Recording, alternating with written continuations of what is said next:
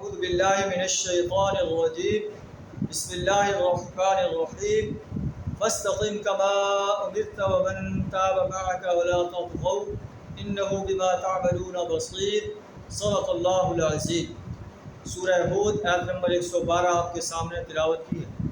اس کا ترجمہ کچھ اس طرح ہے، فاستقم کما امرت، اے نبی صلی اللہ علیہ وسلم جو آپ کو حکم دیا گیا اس پر ثابت قدم رہے۔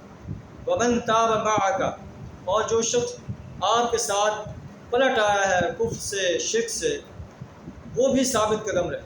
ولا تطغوا، اور حدود بندگی سے تجاوز نہ کرے۔ انہ بما تعملون بصیر، اللہ تمہارے اعمال کو دیکھ رہا ہے۔ ولا ترکنوا الی الذین ظلموا فتمسکم النار، ظالموں کی طرف نہ جھکو، ظالموں کے لیے تمہارے دل کے اندر کوئی نرمی پیدا نہ ہو، قرآن کا جذبہ پیدا نہ ہو۔ فتمسکم النار، اگر ایسا ہوگا تو تمہیں آگ اپنی لپیٹ میں لے لے گی۔ وما لکم من دون اللہ من اولیاء، اللہ کے علاوہ تمہارا کوئی جو ہے مددگار نہیں ہوگا، کوئی سرپرست نہیں ہوگا۔ ثم لا تنصرون، پھر تمہاری کہیں سے مدد نہیں کی جائے گی۔